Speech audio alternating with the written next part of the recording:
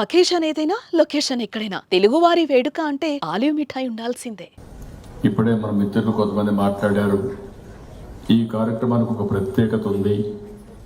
1970లో United Nations World Tourism Organization స్థాపించి ప్రతి సంవత్సరం సెప్టెంబర్ 27న టూరిజం డేగా జరుపుకోవాలని చెప్పి నిర్ణయించారు. అంటే దీనికి కారణం టూరిజాన్ని ప్రమోట్ చేయాలని. అందుకనే మనం ఒకసారి చూస్తే సంవత్సరం ఒక థీమ్ తీసుకుంటున్నారు. 2025 థీమ్ వచ్చి tourism and sustainable transformation. Tourism ద్వారా ట్రాన్స్ఫర్మేషన్ ఏ విధంగా తీసుకురావడానికి థీమ్ పెట్టుకున్నారు. ఈరోజు ఈ థీమ్ యొక్క ముఖ్య ఉద్దేశం మనం ఆలోచిస్తే పర్యాటక రంగాన్ని ఒకవైపు అభివృద్ధి చేస్తూనే పర్యావరణం, సంస్కృతి, వనరులు కాపాడుకుంటూ సుస్థిరమైన మార్పు తీసుకురావాలనే ఉద్దేశంతో ఈ థీమును తీసుకున్నారు. ఒకప్పుడు టూరిజం అంటే అంత ప్రాధాన్యత ఉండేది కాదు. ఒక్క పుణ్యక్షేత్రాలకే పోయి వచ్చేవాళ్ళం. నేను చిన్నప్పుడు చూసేవాడిని. ఎప్పుడైనా పోతే గుడికి పోయి వస్తే అది ఒక పెద్ద టూరిజం అనుభూతి. చిన్నప్పుడు పిల్లలు కూడా స్కూలు చదువుకునే రోజుల్లో దేవుని దగ్గరికి పోవడం, దేవుణ్ణి చూడడం, ఆ సందర్భంలో ఆ పక్క ఉండే చుట్టుపక్కల ఉండే షాపింగ్ వెళ్ళి చేయడం, ఆ అనుభూతి పెద్ద అనుభూతిగా ఆ రోజు ఉండేది. కానీ ఈరోజు మారిన పరిస్థితులు, ఆర్థిక వ్యవస్థ మారింది. ఆర్థిక వ్యవస్థ మారిన దానివల్ల ఆలోచన విధానం మారింది.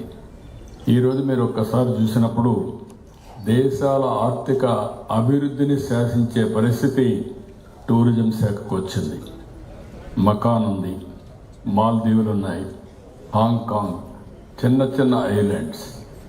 ఈరోజు ప్రపంచ పర్యాటకులను ఆకర్షించి ఆ దేశం ఆర్థికంగా ఉపాధి కల్పనకు ముందుకు పోయే పరిస్థితి వచ్చింది.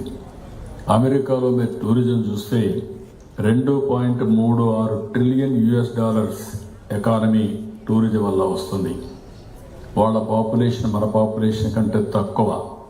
అలాంటి పాపులేషన్ $2.36 ట్రిలియన్ అంటే మన దగ్గర మనం చూస్తే $231 బిలియన్ మాత్రం ఉంది. ప్రధానమంత్రి గారు ప్రతిరోజు చెప్తా ఉంటారు. ఈరోజు మనం అందరం కూడా గుర్తుపెట్టుకోవాల్సింది ఆర్థిక అభివృద్ధి అవుతుంది, ఉపాధి కల్పన వస్తుంది. మనం అందరం టెక్నాలజీ ఏజ్లో ఉన్నాం. టెక్నాలజీ వల్ల చాలామంది ఉద్యోగాలు తగ్గిపోతాయనుకుంటున్నారు. కానీ టెక్నాలజీని డెవలప్ చేస్తూనే టూరిజం పైన కానీ ఫోకస్ చేస్తే ఎక్కువ ఎంప్లాయ్మెంట్ జనరేషన్ వస్తుంది. ఇండస్ట్రీ, లేకపోతే ఇన్ఫ్రాస్ట్రక్చర్, లేకపోతే మీరు సర్వీస్ సెక్టర్ అన్ని కంపేర్ చేసుకుంటే అన్నింటికంటే ఎక్కువ టూరిజంలో ₹1,00,000 ఖర్చు పెడితే 10 మందికి ఉద్యోగాలు వస్తాయి. కష్టపడే పని లేదు. ఏదైనా మీరు తీసుకున్నా, కల్నరీ తీసుకున్నా, లేకపోతే ట్రాన్స్పోర్ట్ తీసుకున్నా, ఏ థీమ్లో తీసుకుని ఇప్పుడు మీరు చూశారు. గిరిజన ప్రాంతంలో ఒక గిరిజన అభ్యర్థి సంవత్సరానికి ₹3,00,000 సంపాదిస్తున్నారని చాలా స్పష్టంగా చెప్పాడు. అంటే ఈరోజు ఒక విశాఖపట్నంలో ఒక మహిళ టూరిజాన్ని ప్రమోట్ చేసి ఒక ₹50,000 నెలకు సంపాదిస్తానని చెప్పి చాలా స్పష్టంగా ఆవిడ చెప్పింది. దీన్ని బట్టి మనం అర్థం చేసుకోవాల్సింది పెద్ద ఎత్తున ఆర్థికంగా అంటే ప్రతి ఒక్కరికి ఈరోజు మన యొక్క తలసరి ఆదాయం, మన ఆదాయాన్ని పెంచుకునే అవకాశాలు ఉన్నాయి. అయితే మన రాష్ట్రానికి వచ్చినప్పుడు చాలా పెద్ద ఎత్తున టూరిజాన్ని ప్రమోట్ చేస్తున్నాం. నేను ఈసారి నేను ఒకటే ఆలోచించాను. టూరిజాన్ని ఇండస్ట్రీ స్టేటస్ ఇచ్చాం. It is a game changer. మొన్నటి వరకు పరిశ్రమలకే ఇచ్చేవాళ్ళం. ఈరోజు హోటళ్ళకు కూడా ఇండస్ట్రీ స్టేటస్ ఇచ్చాం. ఇండస్ట్రియల్ ఇన్సెంటివ్స్ ఇస్తున్నాం. ప్రత్యేకమైన ప్యాకేజీలు ఇచ్చామని చెప్పి కూడా నేను మీకు తెలియజేస్తున్నా. అయితే ఈరోజు ఇంకొక పక్కన నేను ఎప్పుడో చెప్పాను, అన్ని ఆర్థిక సంస్కరణలు వచ్చిన తర్వాత అంత మురుపు మాట్లాడే థియరాటికల్ ఐడియాలజీ మారిపోయింది. ఒకప్పుడు మనం మాట్లాడేది క్యాపిటలిజం అంటే క్యాపిటలిస్ట్ సపోర్ట్ చేశారని, ఇంకొక పక్కన కమ్యూనిజం అంటే నిజమైన దేశభక్తులని, ఇంకొక పక్క మిక్స్డ్ ఎకానమీకి పోయే పరిస్థితికి వచ్చాం. కానీ 91 ఆర్థిక సంస్కరణలు దేశంలో ఉండే మనకు అవకాశాలన్నీ కూడా పైకి తీసుకొచ్చే పరిస్థితి వచ్చింది. ఆ రోజు నేను చెప్పింది all isms are over, only ism is going to survive, that is tourism అని ఆ రోజే చెప్పాను నేను.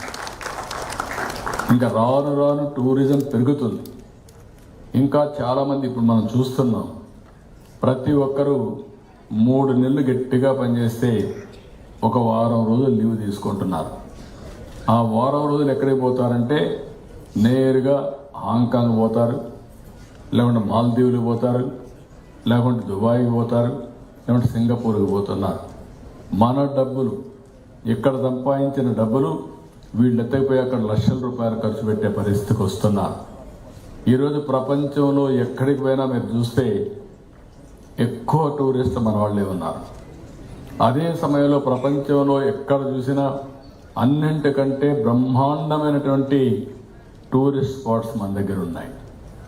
ఒక హెరిటేజ్ టూరిజం కానీ, ఒక హిస్టారికల్ సంఘటనలు కానీ, కల్చర్ కానీ, లేకుంటే బ్యూటిఫుల్ ప్లేసెస్, వాటర్ కానీ, ఫారెస్ట్ కానీ అన్నీ మన దగ్గర ఉన్నాయి. అందుకే ఈరోజు నేను ఒకటే చెప్తున్నా, మేము తీసుకొచ్చిన 24-29 పాలసీ. ఫస్ట్ ఆఫ్ ఆల్, ఇక్కడ so many investors are here. Andhra Pradesh is a very good destination for tourism. One of the most attractive policies you have brought in the recent times. I am here to extend all the cooperation for the developers and tourism projects, those who are all willing to come and set up your industries here. Now if you see here, we have exempted stamp duty, capital subsidy, GST reimbursement, even power subsidy, employment incentives policy we have brought, caravan tourism policy, homestay policy, adventure tourism guidelines we have brought, and at the same time I wanted to be number 1 in promoting tourism in this country. Come and work with us. This is the best opportunity for all of you. Even all services we are integrating with AI. Smart Tourism Super app, we are able to get it. Earlier I used to talk ease of doing business. Today I am talking speed of doing business. Today is a very good day in one way. Morning our Honorable Prime Minister inaugurated Made in India product, that is 4G by BSNL. Earlier in 1995, I was able to fight like anything for deregulation of telecommunication sector. We have gone for deregulation of communication sector, but we never gone for products. Always I used to say, we are using foreign products. Thereby 95% of money we are paying for foreign companies. Only 5% we are getting. Either WhatsApp or 4G, 5G, 6G, all products we are able to, even apps, everything we are paying money for foreign companies. First time we are able to innovate 4G, that to Indian companies, CDOT, startup companies like Teja, and also TCS, and also BSNL. Now I am proud to inform you, all of you, once you are entering 4G, very easy to innovate 5G, 6G, 7G, any G for that matter, it is going to happen. And at the same time, quantum computing, we are going to enter now. We started Quantum Valley in Amravati. Within 2 years' time, we are going to produce quantum computer components. We are going to export quantum computers from India. This is the capacity our people are having. either hardware or product we are going to innovate in the near future. ఇక్కడికి వచ్చినప్పుడు 15 నెలల్లో 103 ప్రాజెక్టులకు ఎంఓయూలు చేశాం. 10,644 కోట్ల రూపాయలు పెట్టుబడి తీసుకొచ్చాం. Taj, Oberoi, ITC ఇలాంటివన్నీ కూడా బ్రాండ్స్ అని తీసుకొస్తున్నాం. నేను చాలా స్పష్టంగా వాళ్ళు చెప్పాను, 50,000 రూములు ఆంధ్రప్రదేశ్లో ఉండాలి. అది 3 స్టార్ కానీ 4 స్టార్ కానీ 5 స్టార్ కానీ మినిమం 50,000 రూములు ఉండాల్సిన అవసరం ఉంది. కనీసం ఒక 10,000 home stays Araku valley, Paderu, Konaseema, Visakhapatnam, Tirupati, Rayalaseema మొత్తం కూడా one of the most beautiful home stays ఉన్నాయి. అవన్నీ మనం ఉపయోగించుకోగలిగితే బ్రహ్మాండంగా ముందుకు పోయే పరిస్థితి వస్తుంది. ఈ హోమ్ స్టేస్కి ఇవన్నీ కూడా మనం గుర్తుపెట్టుకోవాల్సింది.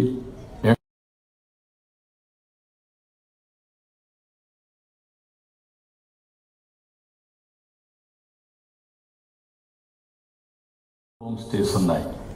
అవన్నీ మనం ఉపయోగించుకోగలిగితే బ్రహ్మాండంగా ముందుకు పోయే పరిస్థితి వస్తుంది. ఈ హోమ్ స్టేస్కి ఇవన్నీ కూడా మనం గుర్తుపెట్టుకోవాల్సింది.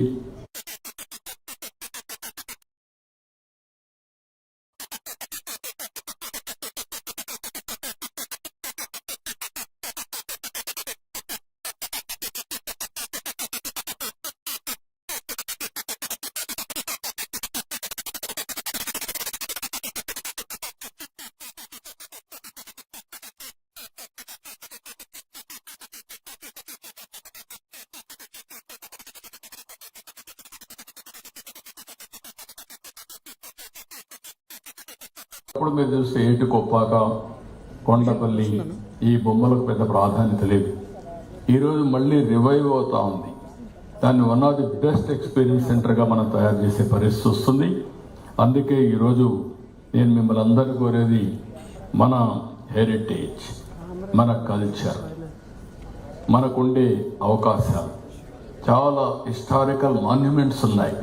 అవన్నీ కూడా మనం చేయాల్సిన అవసరం ఉంది. ఇందులో eco tourism, adventure tourism, temple tourism ఇవన్నీ కూడా పెద్ద ఎత్తున తీసుకెళ్లాల్సిన అవసరం ఉంది. ఈరోజు తిరుపతి ఉంది, లివింగ్ గాడ్. ఈరోజు బాలాజీ ఆయన మొత్తం ఆ దేవుడు మొత్తం అందరిని అట్రాక్ట్ చేసే పరిస్థితి వస్తున్నాడు. 1,00,000 మంది వస్తున్నారు ఫర్ అ డే. దేవుడికి సమయం కూడా ఉండలేదు. మన వాళ్ళు ఆయన నిద్ర కూడా సమయం ఇచ్చే పరిస్థితి లేదు. ఆయన్ని ఎంతవరకు ఉపయోగించాలో అంతవరకు ఉపయోగించే పరిస్థితికి వస్తున్నారు. కానీ మన సాంప్రదాయాలు కాపాడుకుంటూనే ముందుకు పోవాల్సిన అవసరం ఉంది. కానీ అక్కడ వచ్చేవాళ్ళు 1 రోజు ఉండి వెళ్ళిపోతున్నారు. ఆ 1 రోజు ఉండే వాళ్ళకు ఒక 3 రోజులు ఉండేట్టుగా ఎక్స్పీరియన్స్ సెంటర్స్ క్రియేట్ చేయగలిగితే, 1 రోజు ఉండేవాళ్ళు 4 రోజులు ఉండగలిగితే అక్కడ ఉండే హోటల్ అకామిడేషన్ కానీ, లోకల్ ఎక్స్పీరియన్సెస్ విట్నెస్ చేయడం కానీ ఇలాంటి చాలా చేసే పరిస్థితి వస్తుంది. ఇప్పుడు మనం గుర్తుపెట్టుకోవాల్సిన అలాంటి ప్లేసెస్లో మొన్నే టూరిజం వాళ్ళు చెప్పాను, వెడ్డింగ్ డెస్టినేషన్ కింద మనం తయారు చేయొచ్చు. ఆ ప్లేస్ని వెడ్డింగ్ డెస్టినేషన్ కింద తయారు చేస్తే అన్నవరం ఉంది, సత్యనారాయణ వ్రతాలన్నీ అక్కడే జరుగుతాయి, పెళ్ళిళ్ళు అక్కడే జరుగుతాయి. తిరుపతిలో కూడా ఎక్కువ ప్రోత్సాహం, ఫిల్మ్, అదే మరిగా సాంస్కృతిక కార్యక్రమాలు ఇవన్నీ కూడా ఉండే ఏకైక రాష్ట్రం భారతదేశంలోనే, ప్రపంచంలోనే ఆంధ్రప్రదేశ్ రాష్ట్రం అని చెప్పి కూడా నేను మీకు తెలియజేసుకుంటున్నా. ఇంకొక పక్కన 40 బౌద్ధ స్థలాలతో అంతర్జాతీయ బౌద్ధ టూరిజం ఏర్పాటు చేసుకునే అవకాశాలు ఉన్నాయి. కుంభమేళా తరహాలో 100 ఆలయాల్లో టెంట్ సిటీస్ కూడా మనం ఏర్పాటు చేసుకునే అవకాశాలు ఉన్నాయి. యాంకర్ హబులుగా విశాఖ, అరకు, రాజమండ్రి, అమరావతి, శ్రీశైలం, గండికోట, తిరుపతి, వారసత్వ ప్రాంతాలుగా కొండపల్లి, కూచిపూడి. కూచిపూడి ఇక్కడ పుట్టింది, ప్రపంచమంతా వెళ్ళింది. కానీ ఇక్కడ మనం మర్చిపోతున్నాం, కూచిపూడి ఇక్కడ ఉందని చాలామంది తెలియని పరిస్థితి వచ్చింది. అలాంటి కూచిపూడిని కూడా మనం ప్రమోట్ చేసుకోవాల్సిన అవసరం ఉంది.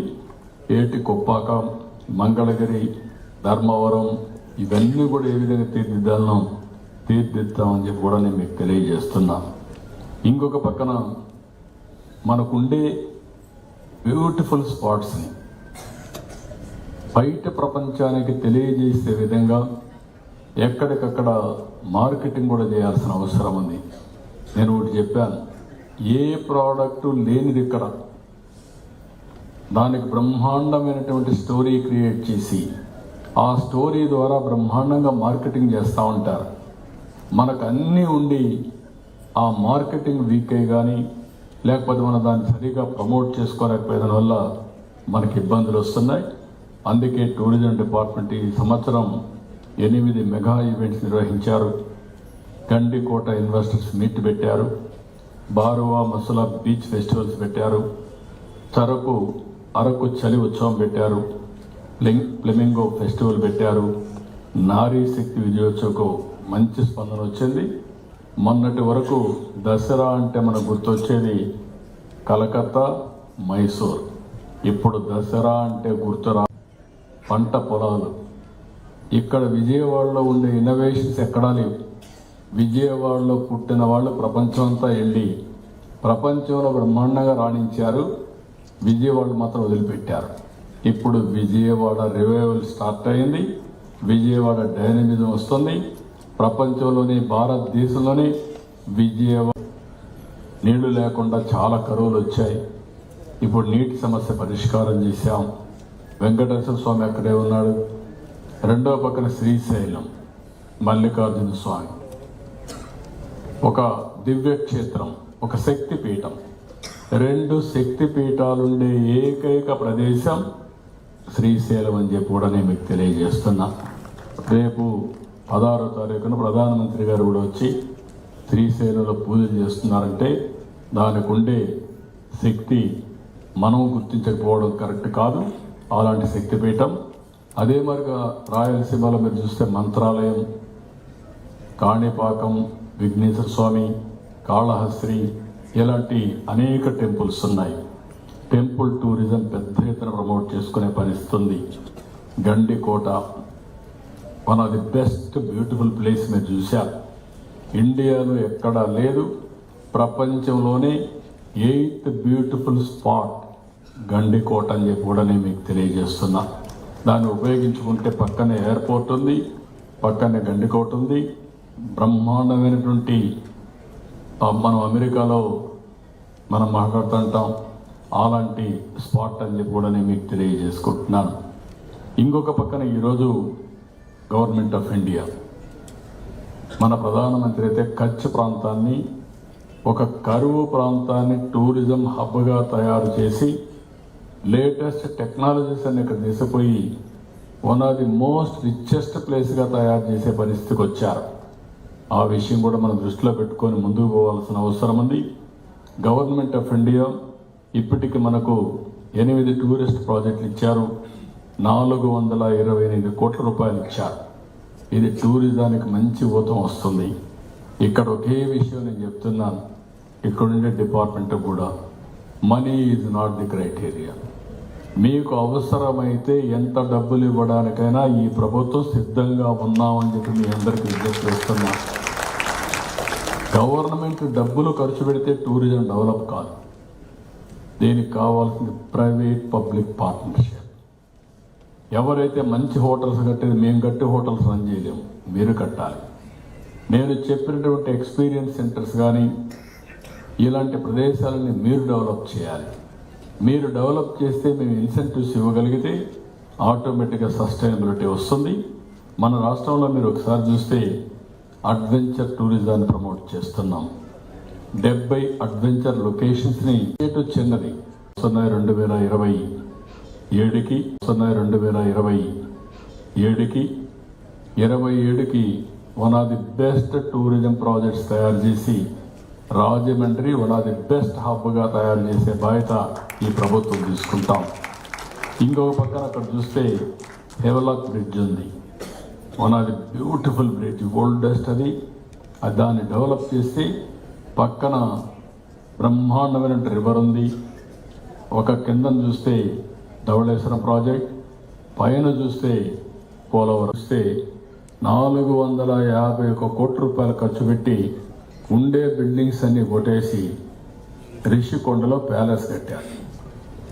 ఏమనాలి నాకైతే అర్థం కాదు. ఆ 450 కోట్లు టూరిజం పైన ఖర్చు పెట్టుంటే కొన్ని లక్షల మందికి ఉద్యోగాలు వచ్చేటివి. ఇది అవగాహన లేని రాజకీయం అని చెప్పి కూడా నేను మీకు తెలియజేస్తున్నా. అదే సమయంలో ఈరోజు లైట్ అండ్ సౌండ్ షో వంటి ఆస్తులను కూడా విధ్వంసం చేసే పరిస్థితికి వచ్చారు. ఇప్పుడు చంద్రగిరి పోర్ట్ ఉంది. ఎప్పుడో నేను సమైక్య ఆంధ్రప్రదేశ్లోనే అక్కడ లైట్ అండ్ సౌండ్ షో తీసుకొచ్చాం, బ్యూటిఫుల్గా తీసుకొచ్చాం. ఇక్కడ ప్రకాశం బ్యారేజ్ ఉంది, అప్పట్లోనే లైటింగ్, బ్యూటిఫుల్ లైటింగ్ పెట్టాం. ఒక ప్రాజెక్ట్ కానీ ఒక ప్లేస్ కానీ ప్రాపర్ ఇల్యూమినేషన్ చేసి లేటెస్ట్ టెక్నాలజీ కూడా యాడ్ చేసి, అందుకే ఈరోజు డిపార్ట్మెంట్కి ఒకటే చెప్పాను, మన దగ్గర ఉన్నన్ని వంటలు నేను ముందే చెప్పాను. ఎన్టీ రామారావు గారు ఎప్పుడు చెప్పారమంది. ఈరోజు మనం కావాల్సిన culinary, this is the biggest industry. ప్రపంచంలో ఏ దేశానికి లేనటువంటి వంటకాలు మనకున్నాయి. రాయలసీమకు పోతే డిఫరెంట్ కల్నరీ, కోస్టల్ ఆంధ్రప్రదేశ్కి వస్తే డిఫరెంట్ కల్నరీ, నార్త్కి పోతే వేరే, సౌత్కి వస్తే వేరే. సౌత్లో మన దగ్గర వేరే, తమిళనాడు వేరే, పక్కన కర్ణాటక వేరే. ఎన్ని రకాలైన కల్నరీ ఉండే ఏకైక దేశం భారతదేశం అని చెప్పి కూడా నేను మీకు తెలియజేస్తున్నా. ఒకప్పుడు నేను అనుకునేవాడిని, ఇన్ని లాంగ్వేజెస్ ఉన్నాయి, మనం ఎట్లా డెవలప్ అవుతామని. రెండోది, ఇన్ని భాషలు కాకుండా ఇన్ని వంటలు చేస్తాం, ఏ విధంగా దీనికి ఇది అవుతుందని. మనం ఇండ్లు కట్టేది కూడా రకరకాలుగా కడతాం, స్టాండర్డైజేషన్ లేదు, దీనివల్ల ప్రోగ్రెస్ ఆగిపోతుంది అనుకునేవాడిని. తర్వాత నేనే మార్చుకున్నా. అమెరికాలో అన్ని స్టాండర్డైజేషన్, ఇండ్లన్నీ సిమిలర్గానే ఉంటాయి. ఈ ఇల్లు చూస్తే అన్ని ఇండ్లు అంతే, కానీ మన ఇండ్లు అట్టు కాదు. నేను చిన్నప్పటి నుంచి చూశాను, పల్లెటూరులో ఇల్లు కడితే ఒక్కొక్క ఇల్లు ఒక్కొక్క ఆర్కిటెక్ట్ పెట్టి ఆ ఇల్లు కట్టాలంటే డోర్ ఫ్రేమ్స్ దగ్గర నుంచి 4-5 ఏళ్లు ప్రిపేర్ అయ్యి బ్రహ్మాండంగా తయారు చేసి ఒక స్టేటస్ సింబల్గా ఇల్లు కట్టే పరిస్థితికి వచ్చారు. ప్రతి ఒక్క ఓనరు ఎవరైతే ఇల్లు కడుతున్నారో వాళ్ళందరూ కూడా ఒక బెస్ట్ ఆర్కిటెక్ట్ అని చెప్పి కూడా నేను మీకు తెలియజేసుకుంటున్నా. That is our culture. Today it is a unique ఫ్యూచర్గా తయారైంది. అమెరికాలో బ్రెడ్ తింటే ఇండియాకు వస్తే ఎక్కడికి వచ్చినా డిఫరెంట్ టేస్ట్, డిఫరెంట్ కలరీ. ఇప్పుడు అమెరికాలో కూడా ఏ ఫుడ్కి ఎక్కువ ఇంపార్టెన్స్ ఉందంటే ఇండియన్ ఫుడ్కే ఎక్కువ ఇంపార్టెన్స్ వచ్చే పరిస్థితి వచ్చింది. ఇది రియాలిటీ. ఇవి మనం కరెక్ట్గా మానిటర్ చేయగలిగితే బ్రహ్మాండంగా వస్తుంది. ఈ విషయం మీరు గుర్తుపెట్టుకోవాల్సిన అవసరం ఉంది. అన్ని వంటలు, అద్భుతమైన ఆహారం ఎక్కడా దొరకదు. పిండి వంటలు కావచ్చు, వెజ్ నాన్ వెజిటేరియన్ కావచ్చు, స్వీట్లు కావచ్చు, ఏవైనా మన దగ్గర అన్నీ కూడా అద్భుతమే. ఆహార అలవాట్లు కూడా డిఫరెంట్. మండువ లోగిళ్ళు కావచ్చు, కానీ అవి కూడా డిఫరెంట్. ఇప్పుడే చెప్పాడు, 80 సంవత్సరాల కంటే ముందు కట్టిన ఇండ్లు యూనిక్ ఫీచర్తో ఉండే పరిస్థితి వస్తుంది. ఇది డిఫరెంట్ ఎక్స్పీరియన్స్ అని చెప్పి కూడా నేను మీకు తెలియజేస్తున్నా. ఆలయాలు, నదీ తీర ప్రాంతాలు, అడవులు, కొండలు మన దగ్గర లేనిది లేదు. ఆయా ప్రాంతాల్లో ఉండే నాయకులు అక్కడ వస్తాయి. ఆ తర్వాత నేను దీన్ని ప్రమోట్ చేయాలని నాంది ఫౌండేషన్ చెప్పి మార్కెటింగ్ చేయమన్నాను. అది తీసిపోయి ప్యారిస్లో ఒక షాప్ పెట్టారు. నేను ప్రధానమంత్రి వస్తే అరకు కాఫీ తాగిచ్చాను. ఎవరు వచ్చినా అక్కడ తీసిపోయి అరకు కాఫీ ఇస్తాను. ఈరోజు నేను ప్రౌడ్గా చెప్పగలుగుతున్నా, అన్ని కాఫీల కంటే అరకు కాఫీ ప్రమోట్ చేసి ప్రపంచంలో one of the best brand కింద తయారయ్యే పరిస్థితి వచ్చింది. తొందరలో మీరు చూస్తే అరకు కాఫీని ఏజెన్సీ ఏరియాకు పోయి కాఫీ తోటల్లో ఆ కాఫీ తాగుతూ ఆ అనుభూతి కానీ మన ప్రపంచానికి చెప్పగలిగితే, tourism single factor, Araku coffee will bring tourist all over the world to Araku area అని చెప్పి నేను మీకు తెలియజేస్తున్నా. ఇలాంటివన్నీ మనం చేయాల్సిన అవసరం ఉంది. ఓసారి కొన్ని చూస్తే మనకి మార్కెటింగ్ ఎంత పని చేస్తుందంటే, నేను హైదరాబాద్ పోయినప్పటి నుంచి చూస్తున్నా. చిలకూరు వెంకటేశ్వర స్వామి ఉన్నాడు. ఆ ఇంపాక్ట్, ప్రభావం ఇవన్నీ బాగా చెప్పగలిగారు. దాంతో భక్తులంతా క్యూ కట్టారు. ఇప్పుడు బెస్ట్ ఇన్కమ్ బ్రహ్మాండమైన టెంపుల్గా ఈ యొక్క కోనసీమలో వాడపల్లి దేవాలయం, వెంకటేశ్వర స్వామి దేవాలయం తయారైంది. దేవుడు పాత దేవుడే. మీరు గుర్తుపెట్టుకోవాలి, మీరు ప్రమోట్ చేస్తే Andhra Pradesh is the best destination for tourism. మా దుర్గేష్ గారు కూడా, మా మంత్రి గారు కూడా, అదే వారిగా చైర్మన్ కూడా. కాబట్టి ఇలాంటివన్నీ మనం చూసినప్పుడు రేపు రాబోయే రోజుల్లో మీరు ఒక్కటి గుర్తుపెట్టుకోవాలి. ఏదైనా ఆరోగ్యం అంటే అందరూ ఏం మాట్లాడుతున్నాం అంటే ఇమ్మీడియట్గా కావాల్సింది హాస్పిటల్స్ కట్టాలన్నాం. టెక్నాలజీ ఏదిలో ఉన్నాం, సెల్ ఫోన్ లేకపోతే ఉండలేకపోతున్నాం, స్ట్రెస్ విపరీతంగా వస్తుంది. భవిష్యత్తులో చాలామంది మెంటల్ ఇల్నెస్ పెరుగుతుంది. ఈ విషయం మీరు గుర్తుపెట్టుకోవాలి, ఈరోజు రాసి పెట్టుకోండి. దీనికి healing centres, not hospitals. Hospital వాళ్ళు ఇచ్చే ట్రీట్మెంట్, కెమికల్స్ ఇవన్నీ, ఫార్మాస్యూటికల్స్ ఇవన్నీ ఇస్తే టెంపరీ రిలీఫ్ వస్తుంది, పర్మనెంట్ రిలీఫ్ రాదు, సైడ్ ఎఫెక్ట్స్ ఉంటాయి. ఓన్లీ హీలింగ్ సెంటర్స్, ప్రార్థనాలయాలు, అది టెంపుల్ కావచ్చు, చర్చ్ కావచ్చు, మసీదు కావచ్చు, ఇవే. రెండో హీలింగ్ సెంటర్ యూనిఫామ్గా అన్ని మతాలకి, అన్ని వర్గాలకి టూరిజం స్పాట్స్. అందుకే ఈరోజు మీరు ఒకసారి చూస్తే ప్రతి ఒక్కరూ 3 నెలలు కష్టపడితే వాళ్ళ శక్తి మేరకు 10 రోజులు లీవ్ చేసుకుంటున్నారు. నేరుగా ఇంటర్నేషనల్కి వెళ్ళిపోతున్నారు, రిలాక్స్ అవుతున్నారు. టూరిజం రావాలంటే ఇంకోటి గుర్తుపెట్టుకోండి, మన ప్రాంతంలో లా అండ్ ఆర్డర్ ఉండాలి, ప్రశాంతత ఉండాలి, ఆప్యాయత పెరగాలి. ప్రాబ్లం అన్ని వ్యవస్థల్లో ఉంటుందనే విషయం మీరు పదే పదే చెప్పగలిగితే మనకుండే ఈ టూరిజం స్పాట్స్లో బ్రహ్మాండంగా నెంబర్ 1 ప్లేస్ అవుతుంది. ఉపాధి వస్తుంది, సంపద వస్తుంది.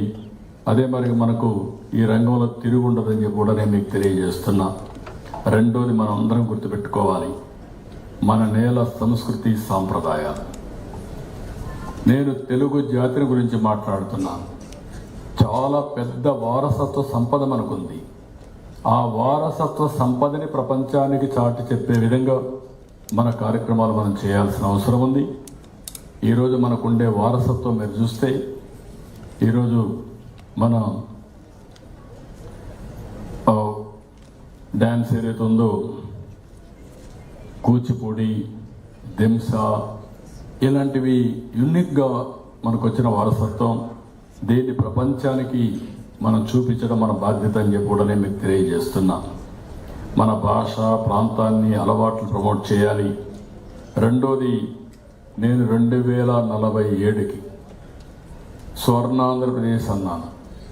స్వర్ణాంధ్రప్రదేశ్ అంటే స్వర్ణ టూరిజం, హరిత ఆంధ్రప్రదేశ్ కావాలి, టూరిజం ఆంధ్రప్రదేశ్ కావాలి, స్వచ్ఛ ఆంధ్రప్రదేశ్ కావాలి. ఇవన్నీ కలిస్తేనే స్వర్ణాంధ్రప్రదేశ్ అవుతుందని చెప్పి కూడా నేను మీకు తెలియజేసుకుంటున్నా.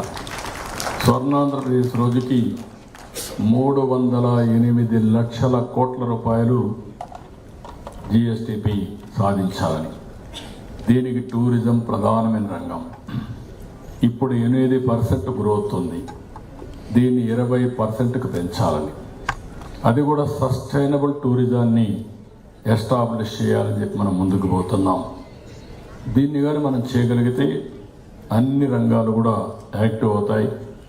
ఇందులో చిరు వ్యాపారులు, స్థానిక ఉత్పత్తులకు ఎక్కువ డిమాండ్ పెరుగుతుంది. అది కొండపల్లి కావచ్చు, ఏటికొప్ప కావచ్చు, లేకపోతే మన దగ్గర ఉండే చేనేత ఉత్పత్తులు కావచ్చు, కలంకారీ వస్తువులు కావచ్చు, ఇవన్నీ కూడా పెరిగే అవకాశం వస్తుంది. ఇవన్నీ పెరగాలంటే మనం పదే పదే ఎక్స్పీరియన్స్ సెంటర్స్గా తయారు చేసి దీన్ని ప్రమోట్ చేయాల్సిందిగా నేను కోరుకుంటూ, ఈరోజే కాదు మళ్ళీ నేను మాట్లాడుతూనే ఉంటా. నాకు అన్నింటికంటే ఎక్కువ ఫోకస్ రంగం ఈరోజు పర్యాటక రంగం అని చెప్పి మీ అందరికీ విజ్ఞప్తి చేస్తున్నా. ఎందుకు మొన్నటి వరకు మీరు అందరూ అనుకునేది నేను ఐటీనే మాట్లాడతాను అనుకుంటారు. ఐటీ ఒక యాంగిల్. ఒకప్పుడు డాక్రా సంఘాలు కూడా ప్రోత్సహించాను. ఈరోజు డాక్రా సంఘాలు సమాజానికి ఒక పెద్ద ఆస్తిగా తయారయ్యే పరిస్థితి వచ్చింది. ఇది టూరిజం భవిష్యత్తు రంగం. ఇది ఈ టూరిజాన్ని అన్ని విధాలా ప్రమోట్ చేస్తాం, ప్రోత్సాహిస్తాం.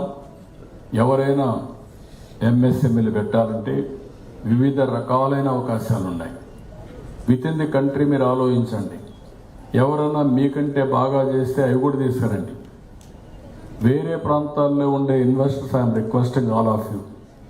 Kerala they are very strong in boats, cuisine, like otherwise I have seen India, Kerala is the best as on today on tourism, and also fields we can go, excellent opportunities for nature farming.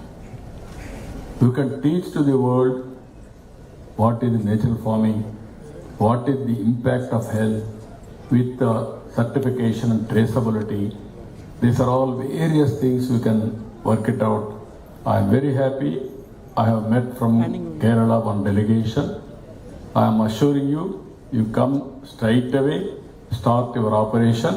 We are here to you to support all your initiatives. What all you want to do, you can do. We are here to promote and support. ఇది రాష్ట్రంలో ఉండే 5 కోట్ల మంది కూడా ఆలోచించుకోవాల్సిన అవసరం ఉంది. Tourism అనేది మన సంస్కృతి సాంప్రదాయాల్లో ఒక భాగం కావాల్సిన అవసరం ఉంది. అది మనం చేయగలిగితే ఒక సస్టైనబుల్ డెవలప్మెంట్ వస్తుందని చెప్పి మరొక్కసారి తెలియజేసుకుంటూ, నా కోరిక ఒకటే, ప్రతి ఒక్కరికి పని ఉండాలి. ఆ పని కూడా హార్డ్ వర్క్ చేయడం కాదు, స్మార్ట్ వర్క్ చేయడం. ఇప్పుడు home stay is a smart work. 50 మంచి ఆవిడ నార్త్ ఇండియా నుంచి వచ్చి 30 ఏళ్ళ నుంచి విశాఖపట్నంలో సెట్ అయ్యారు. ఇంట్లో కూర్చొని ఉన్న ఇల్లంతా కూడా నీట్గా చేసుకొని, ఆవిడకి డబుల్ అడ్వాంటేజ్. హోస్ట్లు వస్తారు, వాళ్ళతో కూడా కలిసి ఉంటుంది, 50,000 రూపాయల ఆదాయం వస్తుంది. ఒక ఏజెన్సీ ఏరియాలో ఒక అతను చెప్పిన మీరు విషయం చూస్తే 3 లక్షల రూపాయలు ఇన్కమ్. అంటే వాళ్ళ ఊర్లోనే ఉండి ఆ కొండలు, ఆ లోయలు, ఆ ప్రకృతి ఇవన్నీ చూపించి బ్రహ్మాండంగా రాణించే పరిస్థితి. దాన్ని స్కేల్ చేస్తే ఒక 10 లక్షల రూపాయలు, 20 లక్షల రూపాయలు అక్కడే సంపాదించుకునే అవకాశాలు వస్తున్నాయి. కోనసీమలో ఒక అతన్ని చూశారు. వాళ్ళ తండ్రి వారసత్వంగా కట్టిన ఇల్లు 80 ఏళ్ళు. Is using only for friends and relatives. ఆ ఎక్స్పీరియన్స్ ప్రజలతో కూడా షేర్ చేసుకోగలిగితే you will become one of the best MSME. ఇలాంటి అనుభూతుల్ని మనం అందరితో పంచుకోవాల్సిన అవసరం ఉంది. దానికి రాష్ట్రంలో ఉండే ప్రజలందరూ కూడా మీకుండే స్ట్రెంగ్త్ ఏమేమి ఉందో మీరు అనలైజ్ చేసుకొని మీ ప్రాంత ఎకోసిస్టాన్ని క్రియేట్ చేసే బాధ్యత ఈ ప్రభుత్వం తీసుకుంటాం. దీనికి పూర్తిగా సహకరించే బాధ్యత ఈ స్టేక్ హోల్డర్స్ అందరినీ తీసుకోమని కోరుకుంటూ చేస్తారని చెప్పి ఆశిస్తూ అందరికీ నమస్కారాలు.